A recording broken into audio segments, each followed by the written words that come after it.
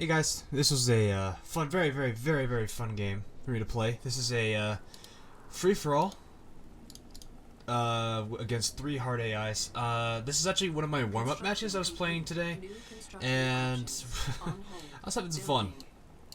I was playing Zocom, which I'm actually pretty bad at, so that was definitely a big bonus for me here.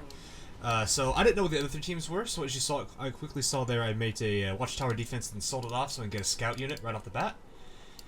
This is one of the easiest ways to get scout units, otherwise you'd have to go to the structures tab, build a barracks, and then deal with it. Oh. Uh-oh. Still fresh in our minds, I guess. Maybe. Okay, there we go. The replay is a little fresh. It literally just came right off of the live game, so thought I'd go ahead and record this for you guys. Considering I don't really usually do commentary during my like actual live playthroughs of these, so I figured it'd be easier if I just did this on the, kind of like the afterthought kind of ordeal. So I'm quickly going up here with these scout units, while at the same time building and getting some economy going. I see that I have a screen team here. I didn't know exactly what team they were. I just knew they were harvesters, and since it was not shielded, it wasn't Reaper 17.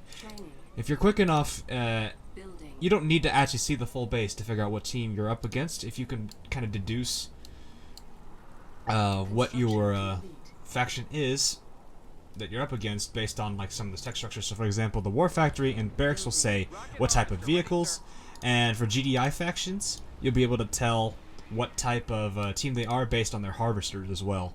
So those simple little observations can make a complete difference. So like I said, I am playing Zocom. So hang on. Actually, here I just discovered the Nod faction. I didn't know exactly what faction it was, so I tried to get a little soon. I actually ended up getting the Hand of Nod spawned right here, and I was able to look at it here and see it was Black Hand.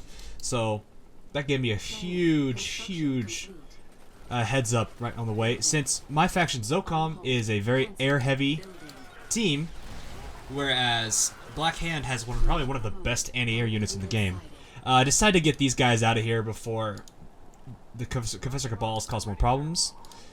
So there's that kind of short skirmish you had here. As you guys can see, back at home base, I'm currently trying to work on getting my efficiency in terms of harvester to refinery back up to 2.0, which is fantastic for a start. I've already got tier 2 thanks to the command post here, and I'm quickly, I think at this point, starting to build APCs. Yep. So I'm getting a light ground force ready so I can expand quickly, since I do not have much of a field to work with, so I don't want to have to rely on it for a good portion of the game. I'm pulling these guys back using just simple waypoints to avoid the Tiberium, since Tiberium will kill them if they walk into it. And I figure since I can take advantage of them and use them for previous games, especially since they do have a rank already. So that was definitely something to have take advantage of. So I believe I'm just continuing to build up my thing. I think right now I decide, yeah. So I'm going early air so I can get some control here. Don't know what's going on over here. There's a marker here, but I'm assuming it's 2 other factions. I can't see that, as you guys can clearly see what I can see right now, since I have this selected right now. So, again, getting orcas ready quickly. I dropped a crane, so I'll be able to pop this guy open and be able to actually build while I move this guy. I realized that right here, I'm actually moving my rifle squad through the Tiberium like I said I shouldn't do, and so I quickly run them to an APC so they don't have to worry about that later on. The vehicles will protect them from Tiberium radiation. As I've mentioned in the first game, I'm not too fond of using infantry outside of scouting purposes and garrisonables, which is really about all I use them for. So here you can see I'm starting to add on the last additional pieces of the Orca, as well as building a few additional buildings to work with at the main base. I just dropped a barracks here, and now I'm working on a refinery that I will have ready for when he deploys. Should have just upgraded my power. Actually, no, I won't have the power yet, since I will have to deal with that. Pink decides to attack. I quickly find out here that Pink is Black Hand, so that leaves me with one scrin team of either Traveler or stock scrin, and I have 2 Black Hands against me, which for air units is a nightmare for me.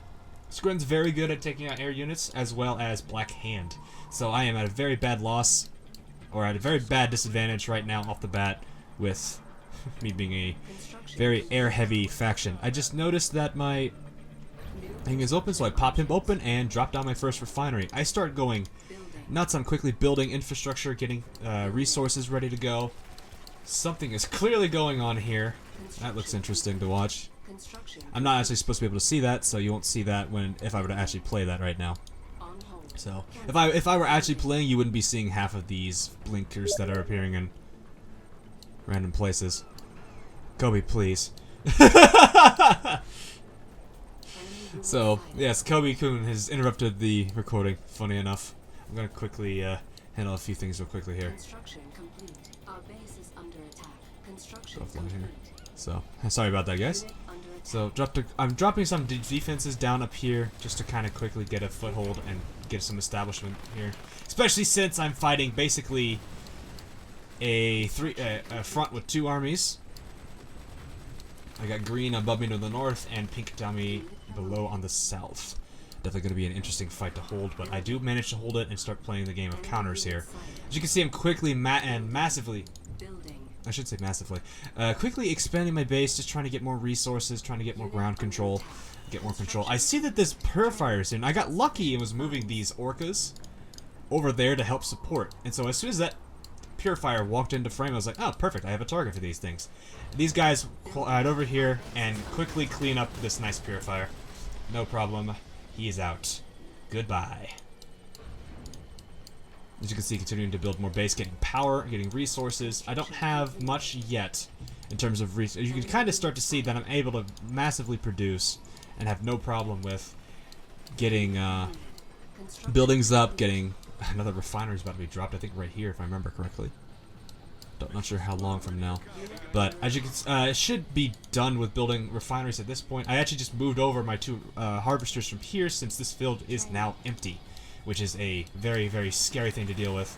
Black Hand's moving up to try to destroy my buildings. I move him back and with reverse moves since I don't want him to die. He's a level 2, and it actually will come into play later on. But I'll quickly take out the remaining Black Hands here with what anti-infantry defenses I have, which are really just APCs at this point. More blimps attacking up top. I don't really know what those are. Couldn't really tell you if I knew. I could probably figure out quickly if I did this. So let's take a look. Skrin is actually attacking green up here, so I guess that's a thing to worry about, I guess. Not really. So here I'm just deciding to go ahead and say, let's go ahead and get rid of what of this base I can. And as you can start to see, my money is starting to go up pretty crazy. I'm building my tech center, so I'm actually teching up faster than I normally do. I guess my main purpose for that was to just get mammoth tanks and get them going. I wanted to have heavy armor since I do not have a very good late game. Fanatics are coming out in the field. I don't think I noticed these guys quickly. And Fanatics, there go the riflemen. Fanatics are very dangerous against vehicles, and as you can kind of see how quickly that one died. So that was a very, very sad casualty, especially since I lost all the riflemen inside that APC as well. But as you can see, that level 2 is now officially a star rank APC, which means he now auto heals and attacks ridiculously fast. So it's nice having him out in the fray now. I see a lot of things going on. Right, I sent some orcas over here to get Orange a little busy. This actually doesn't go very well, especially since there's a bunch of Storm Riders being built from these gravity stabilizers, which is kind of terrifying for me. I believe at this point, have I teched up? Has the tech up yet? Okay, the tech center is officially up now. And as you can start to see, things are going pretty well my way. I think now I'm actually starting to mass produce. Yep, I've got 4 mammoth tanks ready to go. I'm actually starting to build some zone raiders. I'm combining hammerheads with some of the infantry garrisons, since it does give some nice, interesting benefits to them. As you can kind of see, this guy's shooting rockets, but he's going to get shot down quickly. I realize here this is a very bad decision. Orcas have no anti-air defense, and these things specialize in aircraft. So I pulled these guys out as quickly as possible because I don't want to lose them too much. These natural defenses prevent them from even trying to attack. I don't think they're going to do anything. Yep, they're just going to sit there. Black Hand sneaking in, taking out one of my power plants. I was a little busy dealing with Orange at the moment, moving those orcas back. So notice this. I see it about right here, if I remember. Right here is where I'm seeing this. So what I'm actually doing is I'm taking this harvester right here, and I'm telling him to basically go and run over all of those Black Hand. Harvester's a non-combat unit, but that doesn't mean he can't run anybody over. So as you can see, as of here now, I'm pushing pink back. I want to make sure I have control of this field for later game. I actually end up, I think this is actually his death push, because I actually kill him. Yep, here's some mammoth tanks coming in to fight. I've got more being pumped out of this factory over here. My money is doing great, so I don't have to worry too much about resources. Those two are still button heads with each other. I'm not sure what's going on over there, honestly. I think I'm rebuilding my, I'm rebuilding my orcas. I've got some hammerheads ready to roll. I actually was surprised I didn't have to build as many defenses as I did. I think at this point I did realize that with how Pink was playing, he was more of a steamroller, which really hurts if you get rushed, which is kind of his downside. Usually that doesn't work out well for other people. I just think I just saw another star rank. Yep, so now I have 2 APCs that have gone star rank, which is pretty terrifying for infantry. Mostly infantry. Sometimes you'll get away with aircraft, but APCs, being the tier 1 units they are, don't do a fantastic job.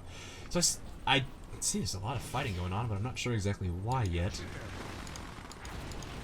But, okay, so very quickly, very quickly, taking out what is left of Pink here, so I don't have to worry about him anymore, making it very easy for me to focus on the 2 to my north. I actually don't even think about expanding here, especially since this field is gone, so I just end up saying, alright, I'm done with refineries, I don't need any more. With him defeated, I now shift my focus to orange, since I know, like I've mentioned in the past, screen teams can be a little tougher than the standard AI level, so I want to keep him out as quickly as possible. As you can see, my army is starting to grow in more areas than one. My economy is doing fantastic. I think right here I realize he's playing kind of turtley. Usually, rushers don't focus too much on super weapons. They go straight for the punch. But, oh, here's the fun part. I begin to realize right quickly here why there was, well, I mean, I didn't realize why Green was contesting this area, but I think right here I see that there is some contesting going on, so I'm quickly trying to get over here and push back. That Purifier is a dangerous thing, but with as many mammoth tanks as I have, this guy gets cleaned up very quickly. I use the APCs I have to quickly mop up the infantry, since mammoth tanks aren't very good against them. I do have the advantage, and you can kind of see this game is getting pretty chaotic. I wouldn't say very chaotic, but it's entertaining nonetheless. Didn't notice this little scuffle going on here, but thankfully the APC does auto-target him eventually. As you can quickly see, I wipe out these guys from this place. I've moved in the rest of my anti-air, and this little garrison right here causes some problems for a few of my air units as well as some of my ground units. I don't think this guy lives, actually. Nope, he's fine. So I quickly realized I need to cut that out, so I destroy this thing and level it quickly. So, alright, now with that, still fighting here. So I'm still seeing the occasional fight going on here. Oh, by the way, I did start prepping AA because I did see all of the Storm Riders that Scrin had earlier. So these slingshots were built and were already being put to use as soon as they rolled out. So, unfortunately, as you can tell, here our lovely little steamroller alien faction did not have any defenses as he lost it all there. So, this also is a very extremely quick cleanup. Thanks to, well, I guess I say most of the thanks is to the green faction here, but it wasn't too much of a problem. I have so many tanks going on here, but I think I realized here I'm going to go ahead and tech up harder and go for the Zocom's Marv, which is the ultra unit for them. I wanted to make sure that I had the good enough force to fight this Black Hand late game, because at this point, with 2 teams down and 1 to go, we don't have too much more to worry about. So I don't think I know what's going on. There's some action going on over here, but I can't really see what it is. So I've got the Reclamator hub ready to roll. I just developed the power plant so I can afford power. And now, immediately upon building him, I'm building the Marv. Quickly building a barracks to drop down 2 engineers and 2 rocket boys, since I know that I can garrison and upgrade the Marv permanently. So yeah, he's just falling quickly. Nothing too concerning to worry about here.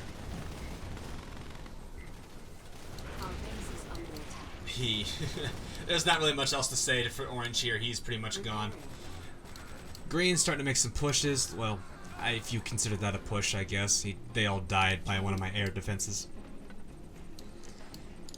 Something is going on here. I could see the glitches right now. Well, they're just walking them right through Tigrine fields. So, all right, Orange is down, leaving Green remaining. It's the west corner versus the southeast corner now. My Marv is now officially out. I'm moving the infantry quickly to upgrade them. As you can see, my army is continuously growing. My income is actually capping out, which is surprising for me, considering I don't usually like to have my income capping out. But, so, I think right here I actually just decided to say, let's make more mammoth tanks. I usually don't like to spam one unit, especially since that's not how this game is played. The older versions of Command & Conquer, I think from, I want to say Red Alert 2? Or at least Heroes Revenge. Those two are in the same era, so I guess that's kind of the same thing. Around that specific era, the idea of using one unit worked out well, as long as it was a good unit. Or you micromanaged pretty well. Unfortunately, green didn't really have much left. So the big fight I was anticipating, and I mean anticipating, just look at all these mammoth tanks drive confusingly or just stay there awkwardly. Okay, they're all there. Okay, there I go. I told them to move. I don't think I told these guys to move. So yeah, the big fight I was preparing for with this Marv, it didn't happen. So this is kind of a very sad, lacklustery finish for a game, but nonetheless it was one that was actually rather fun to play, especially since did have a little bit of a fight going on in the middle. So that is the end of that one. So I can't really say there was too much to really remember. Oh yeah, here's the stats, so you can kind of see this is the nice thing I like about at the end, post-game analysis, but one of the things you'll see here is my resources. You can quickly see with this red line here, just how quickly I was getting money compared to these three. Yeah, here's where I capped out and realized I probably should spend something. I don't usually have this. That's usually not a problem for me. I usually have ways of solving that. But it wasn't something to worry about too much, so I hopped out. I think the real big highlight here, a 29.17 unit KDR. That is a terrifying number to see for a KDR. I guess it makes sense when I've only created 20-some units, and there was a total of 350 units that I killed. So that's definitely something to be excited about. So anyway, guys, thanks for watching, and I will make more of these since you guys seem to want some of these as time goes on. Anyway, thanks again, and I will see you in the next video or stream that I do. Later, guys.